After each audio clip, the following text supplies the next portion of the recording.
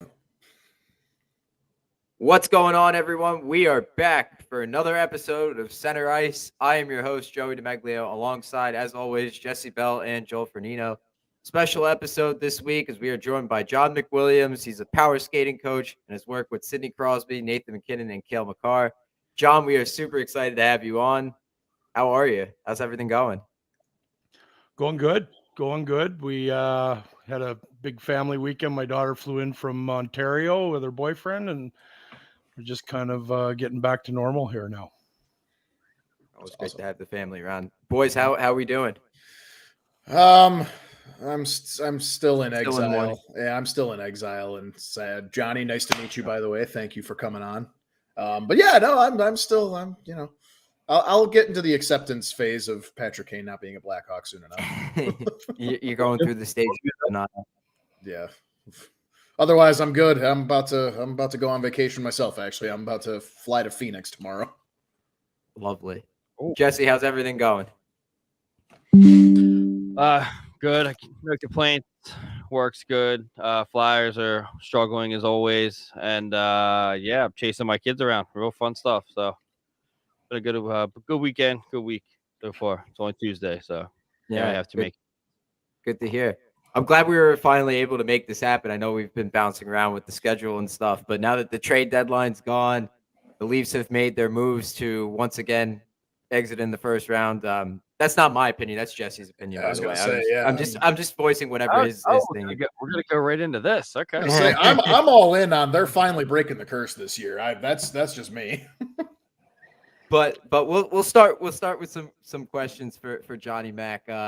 I'll ask the first one. But Nathan McKinnon's crazy diet. Are you the one that's responsible for that since you've worked with him? No, I can assure you that. No, I've been fortunate enough to work with a lot of players over the years. I've been doing this a long time, and I always say that, people will say, "Oh, are you responsible? Does this guy skate well because of you?" And, it's like more like that kid was going to make it anyway. I'm fortunate that he ended up, his parents saw the flyer that of the camp that I was running and signed him up. Right. You see kids at a young age, and as long as they're not screwed with a little bit and maybe pushed too hard, there's a lot of opportunities that you can see. It doesn't matter where they are, as long as they're on the ice, they're going to make it, right? Mm-hmm. So, and Nate was one of those guys for sure. Mm-hmm. Any question, Joel? What do you got something to ask for him? Yeah, just kind of on that par. Like you were able to teach just 3 insane superstar names right there. Like. Yep. This probably is cliche, but I'm always kind of curious, like with how good they are and probably how amazing they showed themselves back then. Like, was there anything like you could learn from that you could learn or did learn from them that at the same time you were teaching them? Yeah, you know what? I could go on forever. The one thing I can tell you about. So I didn't just work with. I did a lot of sessions with Cale on the ice out in Calgary in 2009-10, but I also coached him for 2 seasons in spring hockey. So he was. I actually had a defense pairing on a Southern Alberta Selects team in Calgary of 98 players of Jake Bean, who was a first rounder to Carolina, and he's now in Columbus. So Jake and Cale were a D pair that I had there. So, but just work ethic, attention to detail. Just the willingness to compete. I don't even think anybody in the NHL realizes it yet, but they will as he starts to slow down a little bit. He's still quite young. He's a vicious hitter. And when I coached him, he was 11, 12 years old when hitting was just introduced. So a lot of kids aren't getting coached properly on how to take a hit. Right. And this kid, because he skated so well, would back in, and the old school hip check, right? You do a C cut with an inside edge and lean into the boards. He would do that once a game and get a kid. But that comes from his skating, right? That comes from the confidence in your edges that because if you, let's face it, you miss that hit, you're out of position and it looks real bad, right? You go butt into the board. So, but he didn't miss very much, and he just, he was the type of kid back then too. When we needed a goal late, we'd move him up. He'd play up front, but he was just so steady on the back. And I remember a tournament, and it's interesting because I think it was Matthew. It was either Matthew or Brady. Chuck came up to Calgary, and they had Logan Brown, who was Jeff Brown's son. Jeff played for Vancouver and St. Louis, and Logan was a first rounder. Ottawa, I think, Ottawa Senators a couple of years ago. He's struggling a little bit, but they came up and brought a team up to Calgary to play, and it was just like you're talking some. And then there was kids in that league, Cale Clegg. He's in the NHL, I think, with Buffalo now. It was very competitive, and he stepped up no matter what. He was the type of kid that just, he wanted to get better, and he was a great kid too.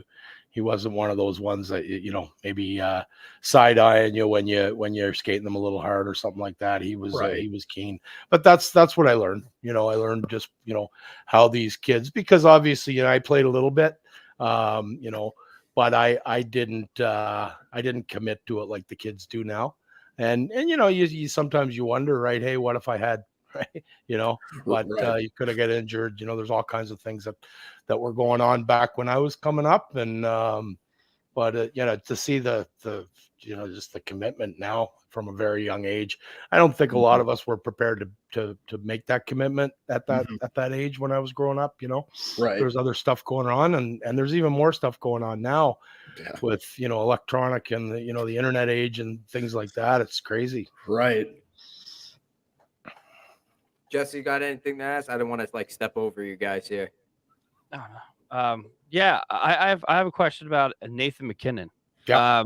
So I feel like his intensity is kind of puts him in the seat to kind of be the unspoken captain of the Colorado Avalanche. And my saying always is you got to be on the ice to be the captain. So was he always as aggressive and competitive as he is now? Because I'd like Joel, was it either Joel or Joey? I don't remember. That talked about his diet. What about the mean streak that he can have? Has he always had that kind of intensity in that direction as well? He's kind of had to. So and the answer, absolutely, he has. So if you think about the dynamic, and this is where I am right now. So I'm in Halifax, Nova Scotia, for anybody that wasn't aware of that. And my hometown is Dartmouth, Nova Scotia, which is, Sydney and Nathan are from the same town, an area called Cole Harbor. So when Sydney came up, I remember him as a 5-year-old, and he was good, and he always played a couple years up. And then he kind of makes it, right. And then not, 4 or 5 years later, you got Nathan, who's kind of going through the same path, and Sydney, if you remember back in his minor hockey days, he was just abused. Like they would tell, the other coach would say, hey, you know what, just shut that kid down and we will win. So he'd get the puck and there'd be 4 or 5 guys, constantly on him, sticking him, cross-checking him, doing whatever you had to do to get to, to stop him. So it really didn't work. Let's face it, right? He did okay. He went to Shattuck and then, Rimouski in the queue. But when Nathan came up, it was almost more of a focus on him. He had so much pressure on him because he kind of, was from the same town. He followed the path. He went to Shattuck. He ended up fortunate enough to play for the Mooseheads here in Halifax, which was, I think, tremendous for his career because he was able to stay at home. He was able to, be with his family and friends, which a lot of star athletes don't, because whoever drafts them, they got to go, right? Or they're going to bury them. They're not going to trade to their hometown team. So Nathan came up with pretty big shoes to fill, and I think he had to have a little bit of a mean streak and a chip on his shoulder to get there, and he certainly passed all those tests with flying colors. And there's a funny little story I heard. So I've done some work in Denver over the years down at the practice facility that the Avs practice out of, and I had some friends around there, and somebody said, and I'm not sure, I don't know the context, but when Varlamov was there, Varlamov had been a little bit of a problem in the dressing room, and I think him and one of the other Russians, might be the kid that's in Calgary now, were drinking a little bit too much or partying, maybe not taking it seriously. And the story is that they were walking out to the parking lot after practice, and and ate, and Varley said something snide to him, and from what I heard from a pretty reliable source, Nate had him by the throat up against the side of the rink, and basically, hey, you know what? You better straighten it out or you're going to be gone. And I think Varley was gone that summer. That was it. Wow. So, he's a leader there for sure. But, Landy's a great guy too. He's one of those guys, and you got both those guys in your room that says, no, not a wonder that they won a cup last year.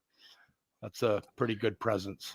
I remember reading an article about, right after the Avalanche won the cup last season, and how McKinnon carries himself on the ice, like even in practice. And I'd imagine even working with you, and he would go to like Cale Makar and be like, dude, you have to do better. You're not doing good enough. Like, go to Cale Makar, one of the best defensemen in the league, and say, you need to be better. That's a leader. That's, is that something, like, is he like that at all times, at all moments of in the day? Or is that just on the ice? Like, is this how competitive he really is? Yeah, he's competitive. There's not a lot of guys really in any sport that have the clout with their teammates that they could do that, first of all, right? So so the respect that he has is massive right across the NHL. He is competitive. I'm not sure all of it is as serious as maybe the media might portray it, right? Right. He's Absolutely. intense, and I think the guys kind of get a kick out of it a little bit more than they're scared of him. They're not scared of him like the Rangers were scared of Messier, kind of thing. When he could come in and tell them to everybody shave except Glenn Anderson, and then there's lineups at the Sphinx. And, that story, right? And but Nate's one of those guys for sure, and he commands respect. Now, really quick, I know we're trying to move along. I see the Dave Bolin jersey in the back, and we talked about it before the show. I was, and hell, still am, even in his retirement, am a massive Dave Bolin fan. When he was on the Hawks, he was one of like my dark horse favorite players. One of those guys where it was just like he could have been a top 6 kind of grinder type player because he could score, but on such a deep Hawks team, he was kind of one of those depth guys. Like, can you just maybe talk about him a little bit and just coached him up? You know what, David and I go way back. So I was coaching a AAA U9, so novice 8-year-olds in Toronto, right after I retired and from playing, and I ended up just kind of looking for play. We didn't have a very good team, and that league in the Metro Toronto is very, very competitive, and there's no boundaries. So, kids kind of move around, and you play for the Marlies this year, and maybe the, Toronto Young Nationals the next year, and each age group is different, their strengths. So we were kind of a bottom feeder, and I came down to kind of going to some of the top teams tryouts and trying to find guys that maybe aren't going to make the club, right? So because nobody was coming to our tryouts that was any good. So I go to it was a North York Canadiens tryout, and I went in, and I see this kid, and he can't doesn't skate very well at all, right? He's almost running on his skates, but he had hands, right? He had hands, and he could shoot the puck, and he would get to where he needed to get to. It just wasn't pretty, right? So that's what I do. I'm a power skating coach. So I start to weave through the dads, and I'm like, hey, do you know who that kid is? I remember he had Hornets. There was a league in West Toronto that was called the Hornets, and he had sort of the turquoise socks, and I said, the Hornet socks. So the one guy says, well, that's my buddy's kid, and I said, oh, good. I said, could you introduce me to your buddy? And he said, well, he wanted me to see his kid, of course, and I'm looking at him too. And anyway, so he introduced me to Drew Boland, and he was a Scottish guy, real thick Scottish accent, and we just we talked, and I said, I'd love for your son to play for me this year. And he said, oh, he's been cut by 3 or 4 of the teams. I think he's probably going to be a good AA player, they say. Mm-hmm. And I basically said, bullshit. And I said, that kid is not a AA player. That kid has something in his eyes that he's not stripped the puck off him in one of those scrimmages, and he baseball swung him in the back of the legs to basically say, don't do that again. So anyway, Drew and his wife, talked about it and I said, I'm running some power skating schools this summer. I'd like to get him on the ice with me as much as possible and, get him ready for the season. So, the commitment that family showed, they had 4 boys, and they'd bring him to the rink every day. He'd come, he'd work out with me. He'd skate with his own age group, and then he'd skate with the older kids. Yep. And he was a rink rat. He just wanted to be on the ice. So we got him moving pretty good by the time the season starts. Anyway, he scored 57 goals that year. No big deal. Top player. I would get in his face when we play one of the teams that cut him. And I'd say, you know what, David? I said, he's 8 years old. I said, these guys, they didn't want you, man. They thought you were shitty. That. They thought you were awful. Yes. They cut you. They picked that kid over there, number 6, instead of you, David, and he'd go out like a caged animal and run through guys and score and battle. He was suspended a couple times, and at that age, and he played the game. But you know what? He always played the game the right way. So I coached him for a couple years then, and then I kind of worked with him from a development perspective. And I'm still very close with the family. Yeah. And so I would, I told you guys just before we got off or got on the air, when he got drafted into the Ontario Hockey League with London, there was him and Howie Martin was the other kid's name, and he got drafted the same year, and they're both 86 birth. And so when they got drafted, you're taking the bird cage off now. You're going to go play with the big boys, and you're 16 years old, and you're going to go to camp, and there's going to be somebody that's probably going to give you, a hard time. And I wasn't going to, teach them, how to fight, but I showed them a couple things, how to, bail out of it before you get your head caved in. This is how you get out of it, right? You tuck and roll and get the hell out of there, or and always, if you're going to be in a fight, hit him first. Don't sit there and wait for a guy to hit you, because he might hit you real hard, and you might not be able to hit him. So, and that paid off, because he was one of our enforcers. Yeah. And then David's older brother, Sean. I mean, David's the runt of that family. I don't know if you know that as a Blackhawks fan. His older brother, Sean's got to be 6'5", 6'6". Oh my God. His younger brothers, Michael and Brandon, have to be 6'4". Right. Big men. Right. And David, David's 6 foot, 175 pounds, soaking wet. Right. But, he played the game the right way. Right. He was, when he had a real successful career in London, won a Memorial Cup. They beat Sydney's Rimouski team 4-0 in the final that year. And then he won World Junior with Canada in Vancouver. Yep. So he had he had those 2 pieces of hardware before he stepped foot in the NHL, and then he went down to the minors, and I think that was real humbling for him. He was 32nd pick, so for a second pick of the second round. There's only 30 teams, and he basically came out and went to camp thinking, I'm gonna play in the NHL this year, and they basically said, you got to learn how to play away from the puck, right? You're real good, you can score, but we've got guys that can score, right? So he went down to, I think it wasn't Rockford then, it was Norfolk in the American Hockey League. Yeah. So he went there. He put up some points, but he learned to play away from the puck at the pro level, right? He was good at it in London, but he had to learn to be a pro. Right. And he did, rapidly. And then he came up, and, I always like the stat that if you look at some of the guys, he was a third line center iceman, and, he had Patrick Kane was on his wing at one point on that third line. Yes. Yep. Dustin Byfuglien was on that line. David was the constant over the first 2 cup runs, 10 and 13. He was a constant in the middle on the third line, and he had different line mates. So David was the guy. his line faced the Sedins. His line faced Joe Thornton and Patrick Marleau. His line in the Philly series played against Claude Giroux, right? Like he had some heavy, and he had 18 points one of those runs. Right. Playing against the best guys every single night. So, you know, he didn't get enough credit, I don't think, for that. And when he went to the Leafs, so it was interesting. I was booked to do his hockey school. Mm-hmm. He had a hockey school in Toronto every year. So I was living in Saskatchewan, and I was flying in for this hockey school and up the cup court. We're going to have the cup parade and the golf tournament, everything the same week because I'll be in town. And he then he gets traded to the Leafs. So now this is even bigger, right? We've got, you know, he's a new Leaf. He's bringing the cup to Toronto, and so we had a good summer that summer.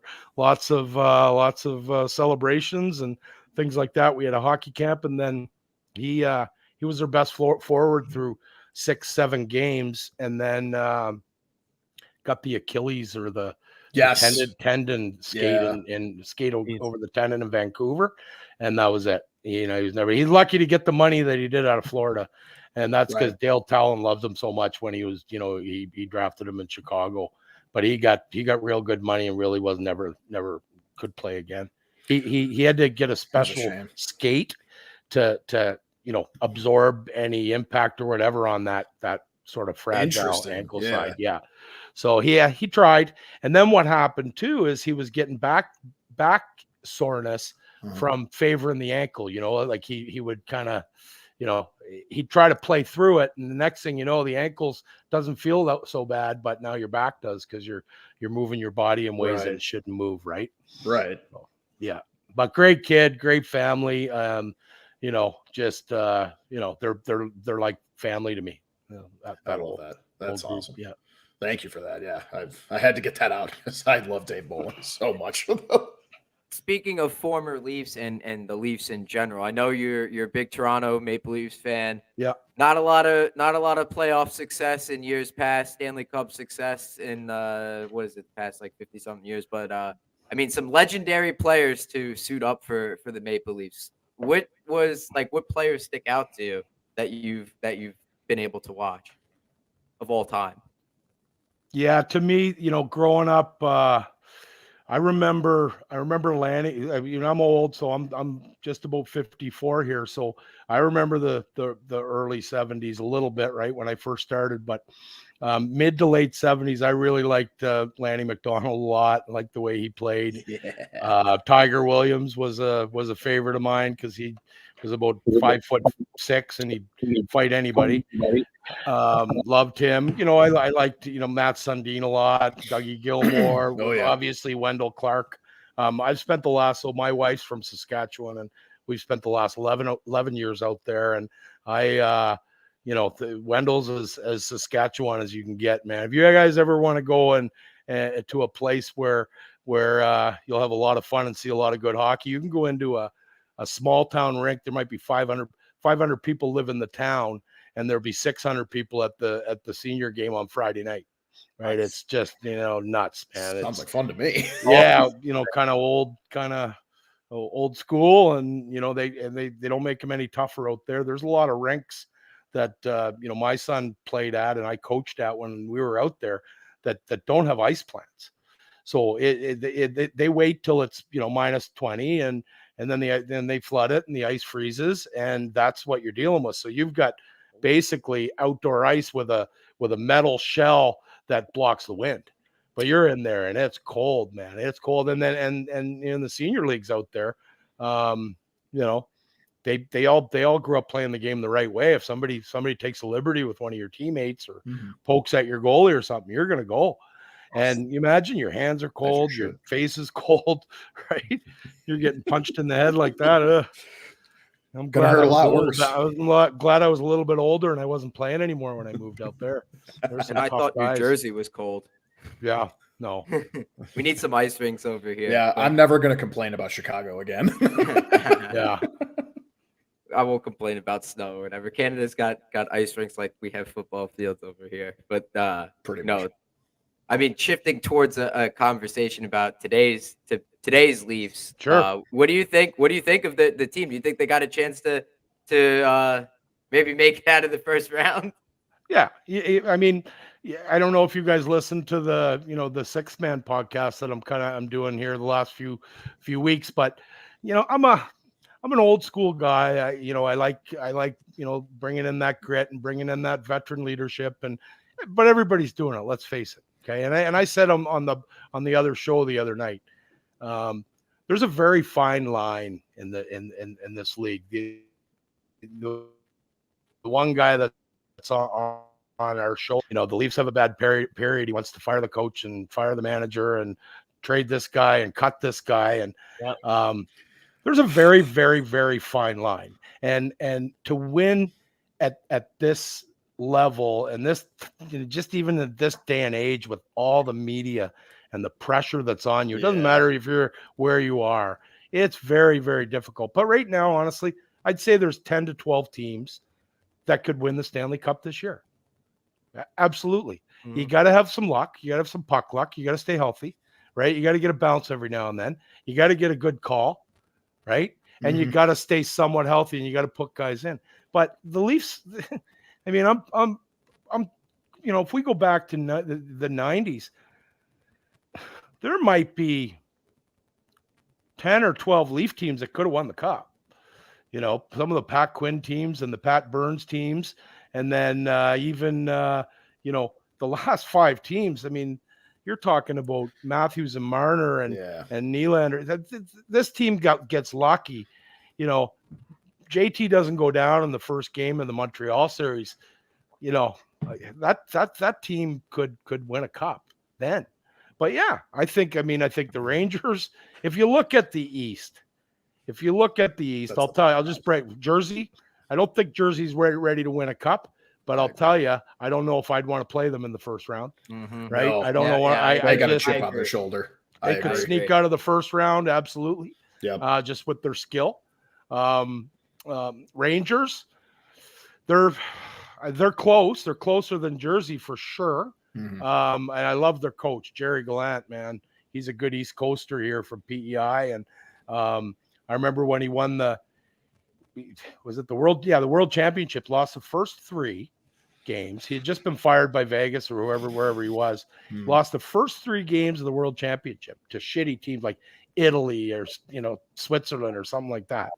And then people are like, oh, they're not even going to get a medal. Then they ran the table, right? As they started to gel, and Jerry's a good coach like that to get the guys together. And now all of a sudden, he wins that. And I remember I put on, I think a Facebook post or Twitter or something. I said, if Jerry Gallant doesn't have a job by the draft or whatever it was, I said, I'd be shocked. And 2 days later, Rangers, here we go, so, but the Rangers could be there. Tampa, they're veterans, those guys could be there. Carolina, I heard you guys coming on about how Carolina didn't do anything. They didn't need to. That's a good hockey club. Pretty much. 2 or 3 years. I don't get why Jesse has so much hate for Carolina. I think they're a good team. This first round exit, hot take, man. They're one of those teams that could win, right? And then you got to throw another dynamic in. All these teams in the East beat the shit out of each other for 3 rounds. And somebody like Edmonton or Colorado has a couple of 5-game series and, gets going the right way. And they come in, you never know, right? You never know. But I don't think there's nearly as many teams in the West that are capable of actually winning the cup. In Colorado, Edmonton, Dallas, that's probably it. LA, I like the LA team. I like the moves that they made. I got a kid that I coached. He actually would have played with Makar out in Calgary for a bit. Jared Anderson Dolan. He's forward out there, good player. Like Vegas. They're going to be a good. They're young, right? They're young, but Buffalo is my dark horse. I agree with Johnny on the Jersey thing. Like, they're not ready. Buffalo definitely ain't ready. But again, they're good. Look at Ottawa, Buffalo. Like this East, man. Like how many? There's no shitty teams anymore. Even Detroit, right? Columbus is probably the shittiest team, and they could beat anybody on any night. The tides have turned. It The was Flyers are worse than Columbus. Let's be honest here. Yeah, but right, the Flyers Jesse? aren't as far away as you think they are. Thank I think there's a you. culture issue. I think there's a culture issue, and I think Torts is helping, but I don't think he's a guy that they need long term. And I think that you need a new GM there too. He's a bridge coach.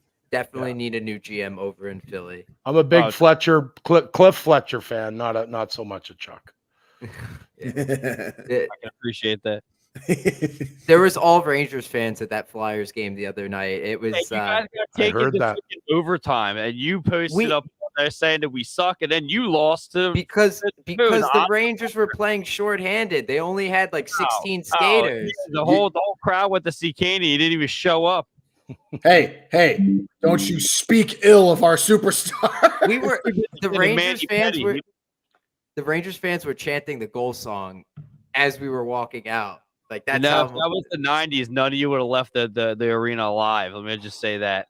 That's exactly why it's not the 90s though. It's 2023. One name of one guy that wasn't even in the NHL that would have beat the brakes off everyone in that stadium, and that's Frank the Animal Bialowis would have handed you all your lunch. Just saying. Good friend of mine, by the way. Yeah, eat that shit. Frank could certainly throw him. I've watched lots of I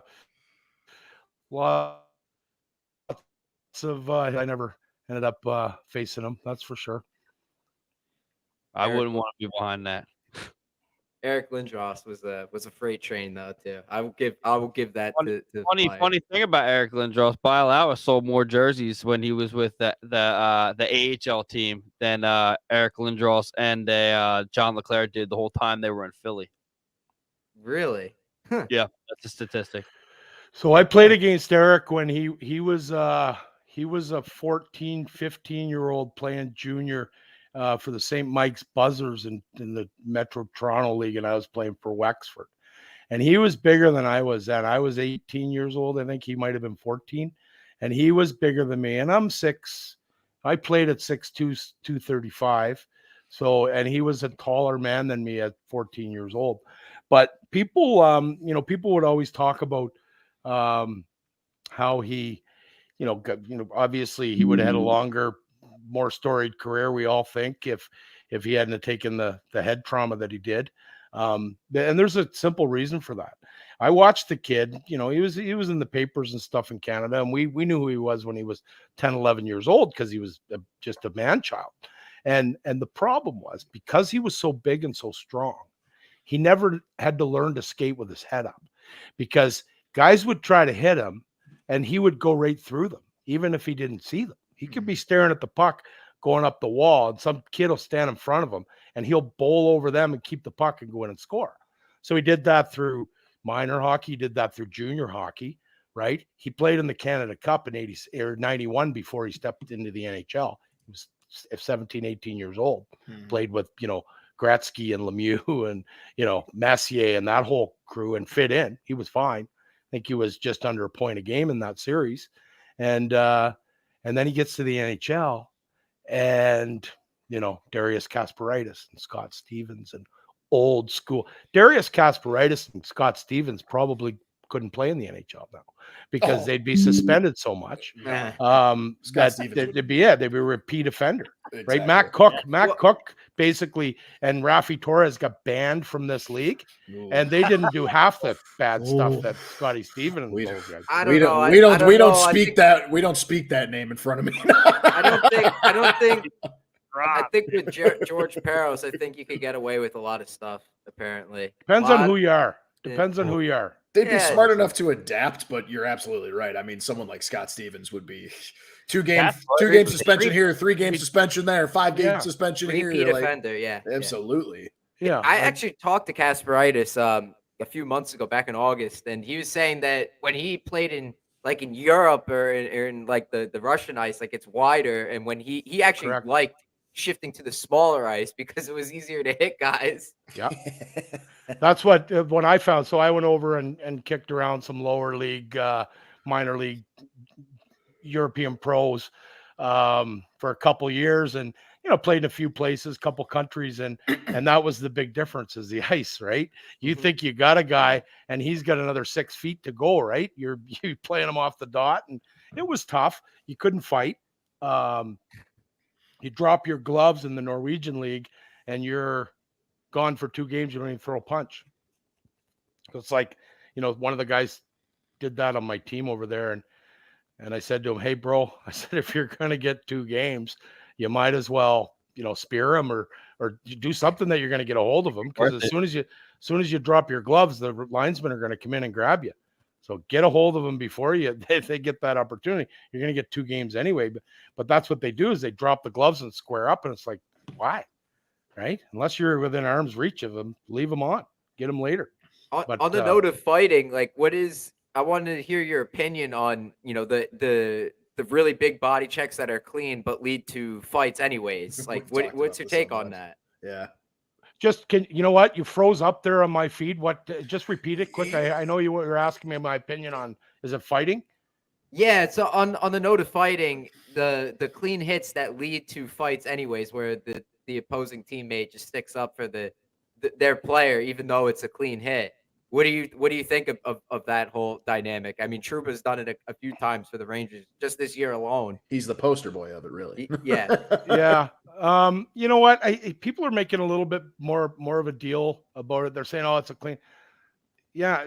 This has been happening for 100 years, right? Somebody steps up and hits your guy and it's such a split decision to either go after the guy or don't, right? You got to do it then. You can't be the guy that, you let it happen and then, then you skate. No, it's to build a team. You got to have, 20 guys that if they see something, I don't care if you're the toughest guy in the league or the, smallest skilled player in the league, you drop your gloves and you go after them, period. So what's happening is, yeah, they're clean hit, but that guy that's skating and sees it out of the corner of his eye, and he sees, one of his good players or even maybe, a fourth liner, doesn't matter. It's his teammate.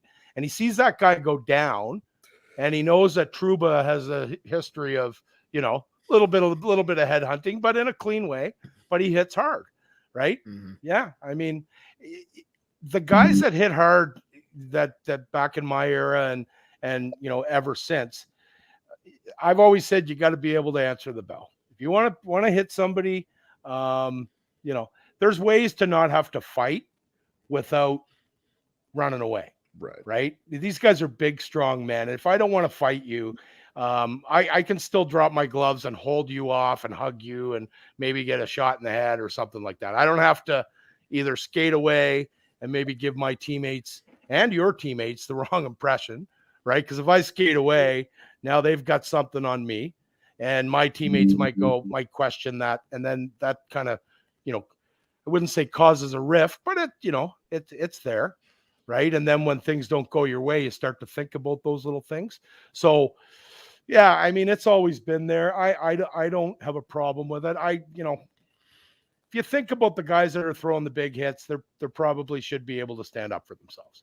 You're not getting the little guys throwing these big hits and big guys jumping them.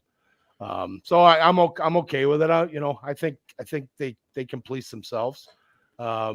I don't like the instigator rule, never did, because it's never called consistently. There was one the other night that Tavares got one the other night, and the night before it was the opposite. And I think a Leaf guy hit I don't know whether it was in Buffalo or whatever, and the guy came in and, oh no, it was Justin Hull got punched out by Ryan Nugent-Hopkins, which was shocking, but Hull hit Yamamoto. Clean hit, same thing. Yamamoto, it's not his fault. Yamamoto's 5'2", right? He goes down hard, and then Nugent Hopkins comes in, drops his gloves, and grabs him. That's not an instigator, right? But the next night, Tavares gets hit, and I forget who came in. No, the new defenseman there, McCabe. He came in and grabbed. He grabbed a hold of the big guy there and fought. I like it. You know what? But I'm an old school guy too. I also have an 8-year-old, actually turned 9 yesterday. Happy birthday, Jack. Happy birthday.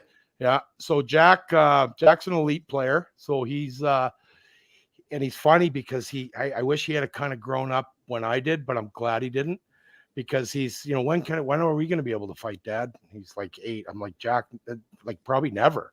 Like by the time you get to leagues that are allowed to fight now, they're not going to allow you to fight. I mean, I'm sure you'll fight, but you'll be kicked out. Won't be any 5 minutes for fighting when you're up there. But he's kind of a throwback kind of kid like that, right? Whereas a lot of kids wouldn't be looking forward to fighting. No, he is. So yeah, that's great. I mean, that's just trying to throw it back to. I'm big on the overseas play. I talked to. We had a Jay Rosehill on our on Flyers Alley. It was a couple months ago, and he played over in Scotland. Yep. Was a big thing to me. I didn't know that was even a thing. I just started educating myself on the overseas game. But you had 27 goals, 9 assists, and 36 points playing with the Basingstoke Bulldogs. Yeah, I don't think you gave yourself enough credit there. You kind of went over there on a little tear, though. Well, it was 1 or 2 line hockey. It wasn't very good hockey, to be honest with you. I'm not, but yeah, I mean, we were the only show in town, so it was kind of cool. You'd score a few. The imports scored most of them. One cool story is I played with a guy, and he was from in Basingstoke, and he was from out in Alberta somewhere out in the Western League, but he was quite a bit older than me. I think I was 23 that year, and he would have been about 30. And he played with, I think, 3 of the Sutters out in junior out west. And so anyway, we lived together in Basingstoke, and Heineken was the sponsor of that league. So they'd have a man of the match for either team every game. So you line up with the blue line. They'd say, the man of the match from Basingstoke is, well, we were the 2 imports. We scored all the goals. Right? Anything that happened good for our team, we did. So we would go, literally one of us won this 24-pack of tall cans of Heineken every game. Right? So you play, and I was suspended quite a bit, but so he would win them. And he, so we had at the end of the year team party at our house because we had like 30, 40 flats of Heineken team beer. But yeah, that league was, it's a lot better over there now than it was when I played. There was some pretty interesting cats rolling around. There was a guy, big mean guy, and his cousin played for Manchester United, and he was just he was young. I think he was 17 or 18 when I was there, but he was probably 6'6", 250. Rumors had it that it's almost like a slap shot analogy. Rumor had it that he was from the north part of England, and he punched out a couple bouncers at a bar one summer, pretty bad. And what they did was they said, his lawyer said, the only time he behaves himself is when he's playing ice hockey. So the judge basically said, okay. So I think he sentenced him to, I don't know, X amount of months in jail. But for assault, but he had to serve them in the off season. So this guy would come to camp. He'd just been in jail for 3-4 months, like pounding iron. He'd come out of there like a caged animal, and he would just thump people. And he could play too. He played for their national team at one point in the World Championships. Wow. But real. There were some characters that the guy Gary Unger. Have you ever heard of Gary Unger? That name sounds very familiar. Yes. Yeah. So Gary was the Iron Man before Doug Jarvis got his streak. So Gary played for the Saint. Gary played on a line with Gordie Howe in Detroit. Wow. He came up with the Leafs, played on a line with Gordie in Detroit, then went to St. Louis for several years, played with Bernie Federko. That's when his Iron Man streak was going. Then he went to Atlanta with the Flames. Correct. Then he played at the end of his career with Gretzky on the line.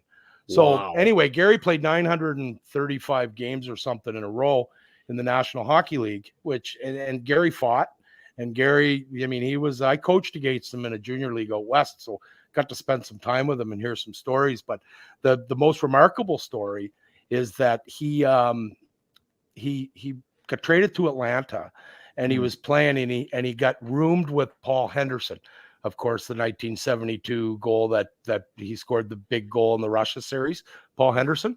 So Henderson has been known forever as kind of a very religious guy and born again Christian, and kind of found Jesus in, later in his life. And he's an advocate for it, and, good on him. He runs Christian hockey camps and things like that in Ontario. So when Ungie got traded to Atlanta, he was rooming with Paul Henderson on the road, and they were, this was in the in the 70s, right? They're out every night, Of course, game or no game, right? You're in the bars, drinking and carrying on, and so Gary's about to go, and Paul said, "Hey, you know what? I kind of changed my lifestyle, and I'm not doing that anymore, right? I'm gave him a Bible and said, you should maybe start to think about this, right?"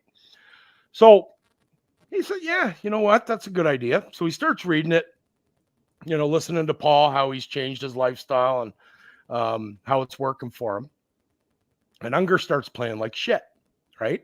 So the coach calls him in. It was Al McNeil, another Nova Scotian from here. Al McNeil calls him in and said, "Gary, like you're playing horse shit. What's going on here? Like we traded for, you got to get going here."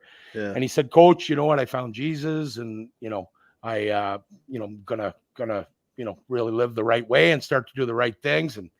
And I don't know exactly what Al said to him. Basically said, "Figure it out, have Jesus figure out how you can play hockey really good again," or something to that effect, right? So it goes on for a couple more games, and he's playing awful, right? So he's healthy scratches him. He's got an Iron Man streak. Nobody's played as many games as Gary Unger in the NHL history at that point. He healthy scratched him at like 952. Look it up. It's 952, 953, something like that. Healthy scratched him for one game, and then Gary went on to play 200 more games in a row. So Phil Kessel would have 200 games probably to catch Gary Unger. And Gary Unger played in an era where it was big boy hockey, right? Yeah. Big boy. You come into Philadelphia and Dave Schultz doesn't like the game you're having and grabs you by the hair and beats the shit out of you for no reason. That's the league that Gary Unger played in, right? Not the, we can't play today because we have a hangnail. That's not the league that Gary Unger played in, right? Wow. I'm guessing that's where the stereotype of like how tough hockey players comes from, is from like the 70s. Like, yeah. I wish I could go back in time and like watch someone like get the crap beat out of them, and then wake up the next morning and be like, "All right, yeah, I'm fine. I'm going out back on the ice." That lifestyle too, to just be like, "All right, like we're in the NHL. We're at the top of our game. Got a game tonight. Got a game tomorrow. Back end of a back-to-back. Let's go get trashed." Yeah.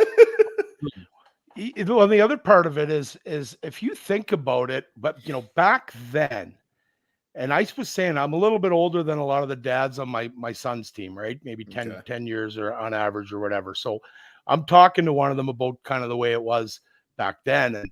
And if a goalie came out of his net to play the puck in, say, 1977 to 1984, when I was playing, minor hockey, at 8 years old, you're told, you run him. He comes out of his net. Yep. He's out of his crease. You run him through the end boards. 3 games. And it didn't start a brawl. It did not start a brawl because the other team knew, you stupid, what the hell are you thinking, man? Like they're going to run you over. All right. Right. We would tell our goalie, stay in the net. I mean, sometimes if the goalie didn't get up, yeah, for sure, somebody's going to go after the guy. But it was that's the way it was, right? Can you imagine if you did that right now? I mean, somebody skates by and their skates click into each other, and it's a bench brawl. It's a line brawl. Yeah, exactly. Yeah. It's nuts. Right? No. It's it was a different beast, and for sure. I mean, you look at a guy like that played that many games in a row. Holy smokes! Helmet.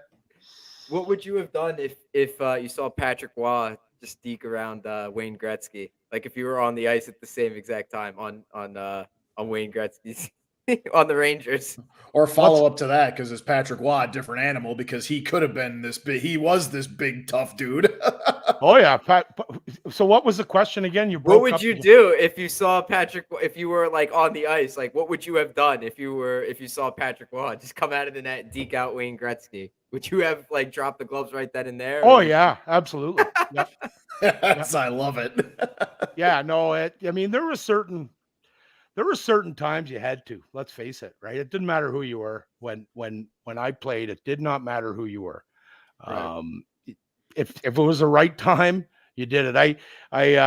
There's an old ex-Ranger for you that we're gonna get him on as well. I know he's not a Leaf guy, but an old captain there, Barry Beck, is a friend of mine, and he tells some just tremendous stories, absolutely tremendous stories, and about the way it was. And Barry was a consummate leader, right? He was a big, strong man that the guys respected, and he played the game the right way, but he'd also beat your face in if need be. He would literally beat your face in, right? So having guys like that and the stop the bullshit from happening.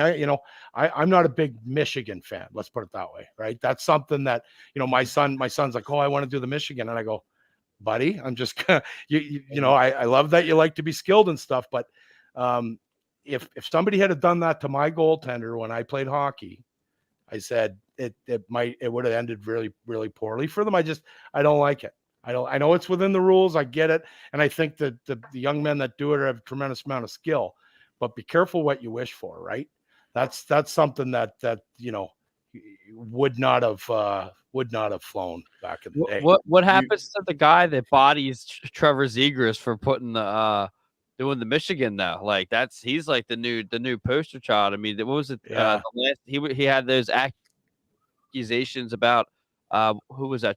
Was it Stetcher? Yeah. That he had said something about his dad that passed away. Yeah. And they swept that under the rug as fast as they could. Yeah. Well, I can tell you, there's a long line of guys that won't have a problem getting a piece of Zegras when it's time. He's not a real well-liked guy.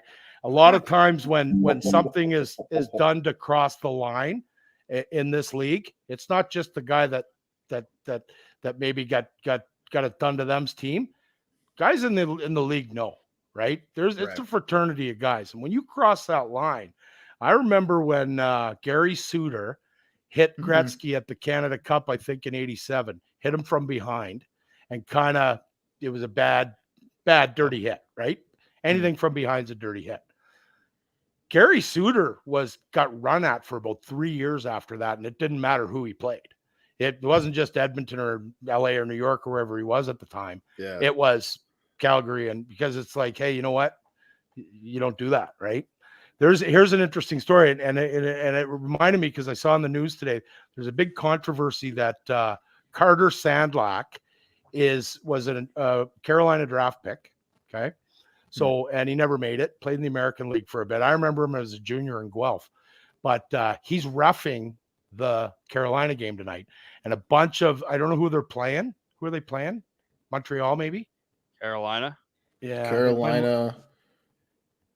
I think it's Montreal. Canadians. Yeah. Montreal. So anyway, some of the down Montreal 3-2. people are going, this is a conflict of interest, and that guy shouldn't be reffing a team that drafted. Well, come on. Most of the guys a referee were hockey players. Let's face it. Most of them didn't get drafted to the NHL, but a lot of them did. Right. And if you start limiting, I mean, if he's a good enough referee to referee, he should be able to referee. But where I'm going with the story is his dad, Jim Sandlak. Jim was a big 6'4", 6'5", heavy. I think he was a center iceman, but moved to the wing. And he was a 4th overall pick to Vancouver, I believe in '84, same as Patrick Wasdraff and Mario Lemieux. But Sandlak was 4th overall that year. So he goes out, he's in the preseason, and he's in the dressing room. They're playing Edmonton. So 1984 preseason, they're playing Edmonton. Dave Semenko. Like, just scary, right? So Sandlak's 18 years old, just drafted, big man. He fought a little bit in junior and, always looked after his teammates and finished his checks. That was part of his game. That's what got him there. So he's sitting in a stall, a little nervous, waiting, first NHL game, right? Albeit preseason. And Dave Babich was the captain of the Canucks at the time. And Dave walks over to his stall and he says, hey, kid, enjoy it. This is, the first of many. And just do me a favor. And he said, and don't hit 99. And Sandy was like, what do you mean? Don't hit 99. He goes, just like, he said, I'm not saying don't touch him, rub him out, like angle him, do what you can do, but don't hit him. And Sandlot said, why not? He said, because if you hit him, then You're done. Dave Semenko is probably going to punch your face in and mine and his over there. And it's just not worth it. It's the preseason. Let's just get out of here healthy. That's how much respect Gretzky had, right? Not only, I mean, you probably couldn't, a lot of guys couldn't hit him. He was shifty. I remember hearing a story hearing a story about similar like respect around the league. Joe Sakic, kind of a similar. I think you know what story I'm going to say, Joey. Where it was, I can't remember who. Is it Sean Avery? It's Sean. Yes, that's it. Yes, it's Sean Avery. He chirped him. He went to chirp him, and it's his. It's obviously it's against that. It's his. They're playing him. He goes to chirp him, and who was sitting next to him on the bench?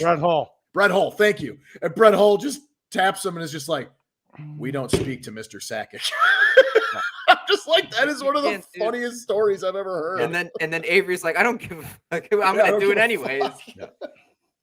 I worked with Avery when he was a kid a little bit too. Really? He's not that much younger than me. I was young and I was probably 20 or so. Yeah. And was he always shifty? He didn't appear to be a little bit cuckoo then, but you see any of the videos he's doing now?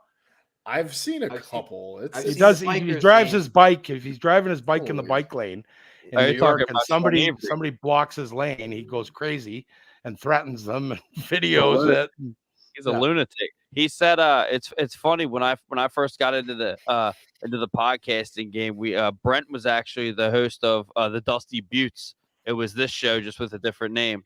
And he put his his phone number out on Instagram at one point, and I actually texted Riley Cote and was like, do you think if I texted him what it would be? And he was like, I mean, Sean Avery, you're probably gonna get what you get from him, but take a shot. And I was like, oh, all right. So I texted him, and it's just it was him. I mean, but maybe Joey's show, but I mean, he's not a nice guy. I think if we ever got him on a show like this, we'd have to be on a delay, because I wouldn't be responsible for what a guy like that's going to say, right? That is a very good point. yeah, I don't think it would be a good idea. Well, I had to go in and actually edit when I had Bile Alice on a couple times. I had to take some things out, so that would just be a train wreck. I don't think that'd be a good idea. But Jesse, I did text Avery that number. Like, I did text that number too, and I never got a response. So maybe he changed it. If he was smart, he would. He put his phone number out on social media. He's one of the hated guys ever. Right. I mean, right. Horrible idea. Yeah. Sean Avery. I would love to have him on Ice Cold Takes one day. You don't know any better. Yeah. No, I saw another Rangers show. That's the Rangers fan talking in you. No. I saw another Rangers show do it. If they could do it, I could do it for sure. I got Kevin Weeks on. We could do it. Yeah, I'm still jealous of that. The nicest guy in the world. Yeah, he's great. I really can't compare Kevin Weeks to Sean Avery. What am I talking about? For sure. Come on now. All right, boys. Do we have any other questions before we wrap it up? I got what do we got coming on with the sixth man? You do a plug. What you got? Do a plug. Yeah, I'm enjoying it. We're talking about the Leafs and kind of I'm giving what I do is a little bit different. I think, guys, is I don't want to say devil's advocate, but I look at the game a little bit different, I think, than the average fan. I'm a fan, love it. Don't miss a game. Passionate. I get upset when they lose, and but I'm a realist too, right? It's like I said earlier, you get 14 teams that if everything goes the right way, they're gonna be there, right? And they have a shot. And Toronto's one of those teams, right? And so I talk about it more from a coach's or a player's perspective than just looking at it black and white, right? You have to think about. There's a lot of stuff that happens. Everybody complains about when Toronto plays a bad team and they can't beat the bottom 5 teams in the NHL. Well, people come into Toronto, and there's usually 4 or 5 Southern Ontario guys on every team in the NHL that grew up cheering for the Leafs, that's going to have a bunch of friends and family. And they have a hard game every night. They really do. They have it's almost like they play a rival every single night because there's so many kids from that area. And it's just a fine line. And people forget, I don't care whether you're Anaheim this year or Phoenix or these are NHL players, right? These teams play, these players play in the NHL. And there's a lot of players. There's a fine line from making the NHL and playing in the minors. And it's very fine, right? And a lot of it's ears. It's between your ears. You get the guys in the American Hockey League, they can skate in the NHL. A lot of them can fight in the NHL. They can pass the puck. The problem is you just got to have luck, right? It's tough. It's very, very tough. And you got to be mentally tough. And especially when you get older and you have a family and you got to, migrate your way, and your wife's got a 2-year-old, a 4-year-old, and a baby at home. And, it's tough. And that's weighing on you. And people forget that's the guy that you're shitting on because he missed his man in the second shift of the third period and they cost him a goal. It doesn't, that shit doesn't matter. Right. It's a big, long season. There's going to be some anomalies, but I get frustrated with the fans that almost just are so tunnel vision that they see a bad play and that guy has to go. Well, that guy just made 46 unbelievable plays this game. Right. Yeah. So, and the Leaf fans really, there's a lot of, they've struggled, right? It's been tough, but I like the team. I'm excited to watch them. They're a fun product, and yes, I think they can be there. I really do. But you got to have the bounces. It's not that easy. I know people Joel think it is. I know Joel and Jesse are saying the same thing about their own fan bases, but like the Rangers fan base is also like that. You were talking about it earlier in the episode. Like they want to fire every single coach, every single executive when they lose one game. Like the Rangers just lost to the Bruins, but they played shorthanded. They didn't play a horrible game. They played with a good team, though. Yeah, it's a good team. And best team in the league right now. The amount of fans I saw on the Bird app saying, "Oh, fire this guy! Panarin sucks. Trade him. Blah blah blah. Kane is terrible. Why did we trade for him? Oh my God! Already? Oh yeah. Jeez. Yeah. I mean, that's the day we live in. I mean, like it's hot take central everywhere. If you don't get what you want right this second, you're gonna be pissed off, and like, and Johnny, I love what you said about like not being tunnel vision from the player's standpoint. It's the same thing with the fan bases from the business perspective. So many fan bases, especially mine lately, they don't look at it from the business side of things. All they do is say, "Oh my God, let's have a mock hanging of friggin' Kyle Davidson because he traded away Alex DeBrincat for the 7th overall pick." And it's like, we hate that he wants to, we hate that we're trading away one of our favorite players, Patrick Kane, but like, it's a business. They're smart guys. They're in those jobs. They're in those jobs for a reason. Damn right. Exactly. Hey, I got one thing. If my brother-in-law is coming down here in April. If he's watching from Saskatchewan, you got to get me some of those chocolate-covered almonds, please. Get him the chocolate-covered almonds. Yes, I need them. Thank you. Joel, I don't think a lot of fans think from any perspective other than their own, and that's my ice cold take of the day.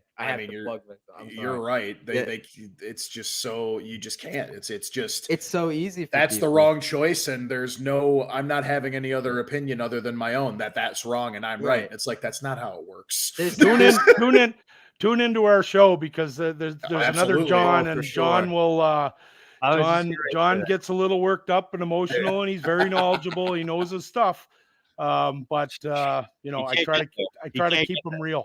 I could tell the Maple Leafs fan base is a lot like the Rangers. Jonny Mac, he can't get there. That's all I'm going to say. He just can't get there. I love it, guys. I'm telling you, I love it. That show is fucking hilarious. I'm telling you, you've got to watch that. When they start going, it's just like, oh my God, dude. I'm gonna go watch now. Yes, I'm gonna go listen. Absolutely. All right. Well, Jonny Mac, really appreciate you coming on. Boys, it's been a pleasure as always. Thanks everybody for listening. Thank you so much. Playoff star, we gotta bring you back on and see what the Leafs are doing. Anytime, guys. Anytime. I enjoyed it, and just enjoy the ride here. Except for the Chicago and the Philly guys, I guess. But Yeah. Hashtag suck hard for Bedard. Hey, you've had lots of success. Exactly. That's fine. Philly's been there. They've I'm not been pretty close, and Chicago's got a few. Yeah, Philly was pretty close in 2010, weren't they? Let's not talk about what's about to happen to you for the next 30 years. 30 years. I thought Alain Vigneault was going to bring the Flyers to the promised land, and then wait, he did not. And then here comes Chicago stopping that. Patrick Kane and Jonathan Taves had something to say about it. Anyway, Michael Leighton. We good? We're good. We're good. Thanks, guys. Thank you so much, man.